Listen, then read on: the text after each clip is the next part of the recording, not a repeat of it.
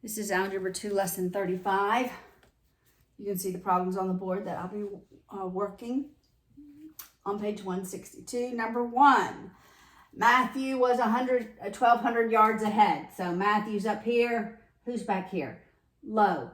And he's 1,200 yards ahead. So the distance Low has to travel is going to be the distance Matthew plus the 1,200 yards if he's going to catch up with him, okay? So the time that Low travels from here to catch up with Matthew is the same time that Matthew travels from this point to the time that he catches up. So time Matthew is time of Low. Okay, if Low ran, so the rate of Low 3 times as fast as Matthew. He's 3 times the rate of Matthew. And he overtook him in 30 minutes. Okay, that's 30 minutes. The time is 30 minutes. How fast did each boy run? Distance equals rate times time. So we have the rate of L. We know his time, 30 minutes. The rate of M, we know his time, 30 minutes. And it's 1,200 yards that Low has to go. So for rate of L, I'm going to substitute 3 RM. 3 times the rate of M times 30 equals the rate of M times 30 plus 1,200. And you can solve for the rate of both of them. Once you get the rate of M, you multiply it by 3 to get to the rate of L. All right, number 3.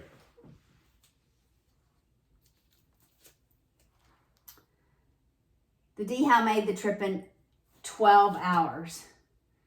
So the time of D was 12.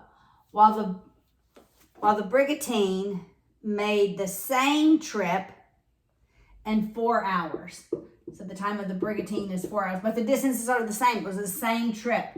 The distance of D equals the distance of B.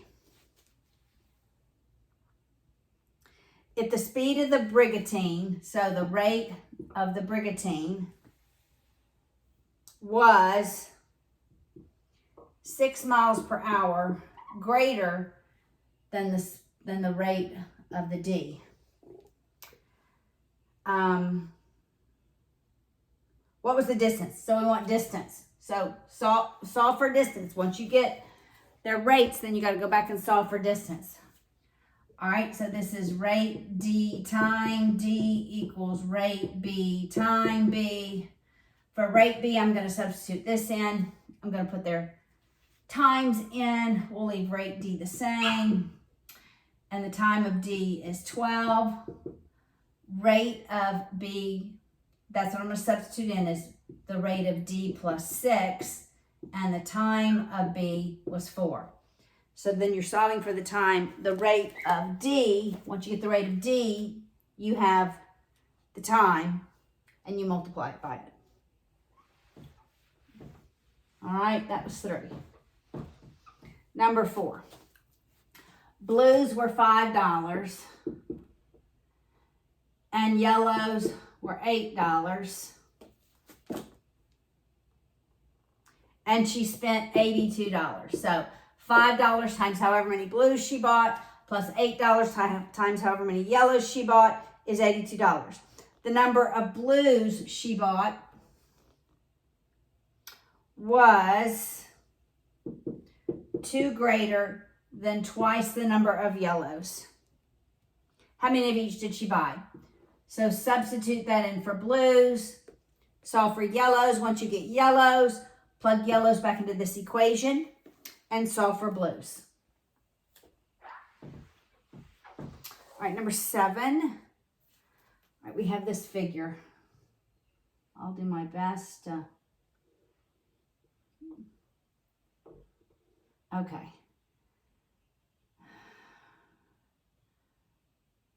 All right, so this is 8. That is 2. The figure shown is the base of a right solid that is 10. So this is 10. There's no way. That is 10 meters high. Find the lateral surface area. So this is the base. Okay, 10 meters high. All right. So it wants the surface area of the solid. All right, this is, my circle goes a little too far. This is like the semicircle, so that here to here is 8, all right? This radius is 2. All right, my drawing is really bad, and this is 2.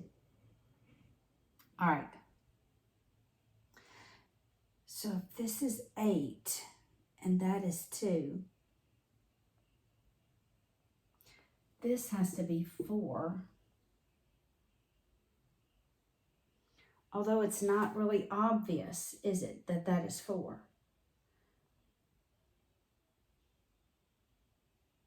But I would say that that is 4. That base right there is 4. I'm trying to see if that is obvious somewhere. All right, so really I could take this piece and put it over here so that we have a solid that looks sort of like this.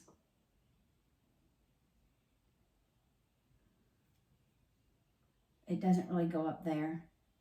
It goes here, here, and there. So I literally took this piece, laid it over there, instead of taking this piece, subtracting that, adding that, and subtracting that. I'm just moving this over here. All right, so I know that's 4 by 8, and I'm just going to take out a 2 by 4, and then I'll multiply it by 10. So it's 8 times 4. This is the area of the base. This is the area of the base, and then we multiply it times the height. Oh, wait, no. Surface area. All right. We have to do the surface area. Okay, this is the easiest way to do the base. All right, so it's area of base, 8 times 4, and we'll subtract from that 4 times 2. So what, that's 32 minus 8, which is 24. 24 what? Meters squared. All right, that's the area of the base. Now we need the height. We just multiply the area of the base times the height. And I'm trying to give you volume, but we want the lateral surface area. Okay, so here I'm going to do the circumference here and the circumference here, and it'll be times the height. All right, so that'll be those two sides. All right, so the circumference is half of a pi, half of 2 pi r, which is half of 4 pi, so that's 2 pi, and we're multiplying it by the height, which is 10, so we're going to get 20 pi. So this side that goes up is going to be 20 pi. So it's 24 meters. Well, that's the base. I didn't even have to do the lateral surface area is only, doesn't include the base, doesn't include the bottom, doesn't include the top. Just this is your lateral surface area. All right, so this side of the lateral surface area is going to be 20 pi. I'll write it over here, 20 pi. Now we want to get this lateral surface area. So I didn't even have to do this, which is going to be 8 by 10. I should write it in a different color. All right, and I wrote, oh, that's because that was 2. All right, that's 20 pi. Now this is going to be just 8 by 10, which is going to be 80 meters. All right, this is going to be the circumference. It's going to be the same as that. it's going to be, I'll write the answer in red. Since it's half of a circle and it's 2 pi r, it's going to be half of 4 pi. Half of 4 pi is 2 pi. 2 pi times 10 is 20 pi meters squared. So this one's going to be 20 pi meters squared. All right, now I just need this. This plus this has to be 8. Okay, it didn't really matter what that was. And so that's 8 by 10 to give me another 80 meters squared. And this is going to be 2 by 10 and 2 by 10, 2 by 10 being up. And so that's 4. We'll just add those. 2 plus 2 is 4. 4 times 10. So here up is going to be 4 times 10, 40 meters squared. So when we add all those up, it's 80 plus 80 plus 40 plus 20 pi plus 20 pi. I'm going to leave pi as pi. So we'll add these. That's 200 plus 40 pi meters squared. I would leave it like that. I don't know if your textbook does, but that's how I'd leave it. All right, that was number 7. Lateral surface area. All right, number 8. Number 8, 16 to the negative 1/2. All right. 16 to the negative 1/2. I'm going to move, to make that exponent positive, I'm moving it to the denominator. So it becomes 16 to the 1/2. I can write that as a radical. That's really the square root of 16, which is 1/4. That's your answer for number 8. Number 10, 9 to the 3/2. You have to remember all the ways we can write this. 9 to the 3/2 can be written as 9 to the half cubed, because the power raised to a power we multiply. 1/2 times 3 is 3/2. Well, 9 to the 1/2 is the square root of 9, and we could cube it. We know what the square root of 9 is. That's 3. 3 cubed. And 3 cubed is 27. All right, number 16.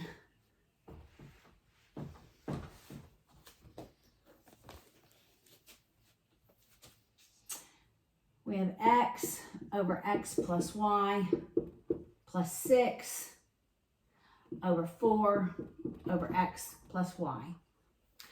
All right, I need a common denominator in the numerator. So I'm going to take this 6 and multiply it by x plus y over x plus y. So that I end up with x over x plus y plus 6x plus 6y. I distributed the 6 over x plus y over 4 over x plus y. Now I can make one fraction in the numerator by adding them as x plus 6x plus y. X plus 6x plus y over x plus y over 4 over x plus y. All right, when I have the same denominator, it's numerator over numerator. I can combine those. That's 7x plus y over 4. Final answer.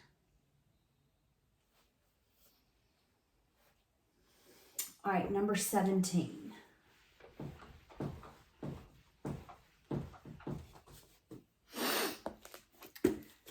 All right, we have this with 3 inscribed angles. The measure of this arc is 2x plus 10. The measure of this arc is 3y plus 40. This is k. This angle is 40. This angle is 65. The sum of the angles in a triangle is 180.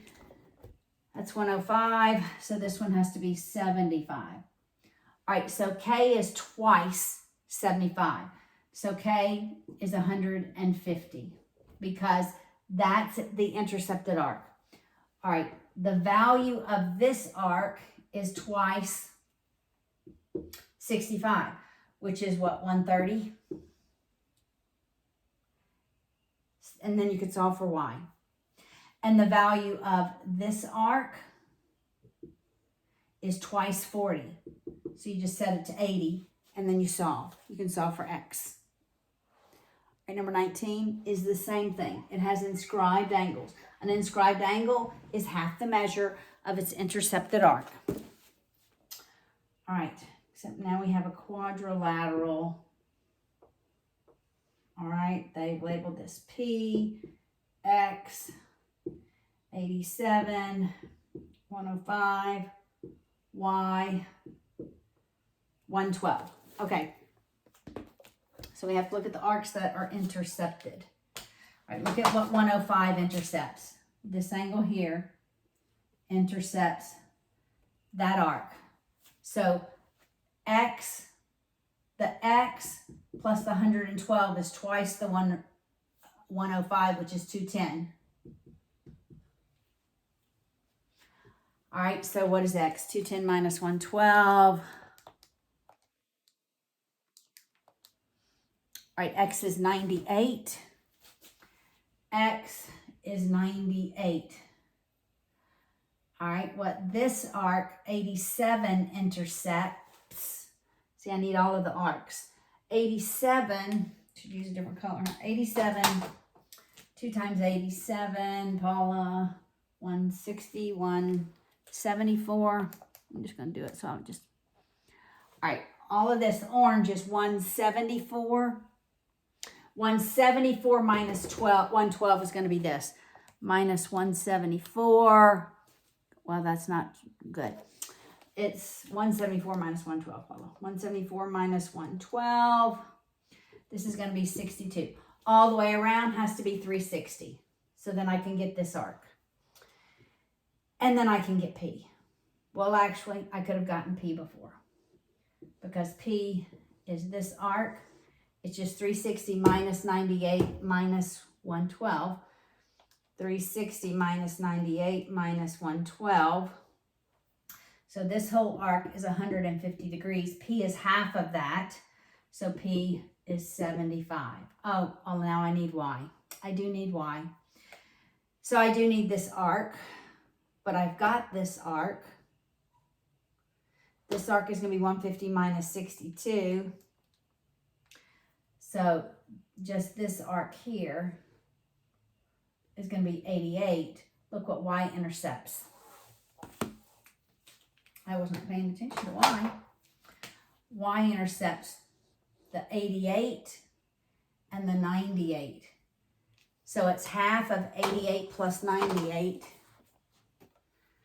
98 plus 88 divided by 2.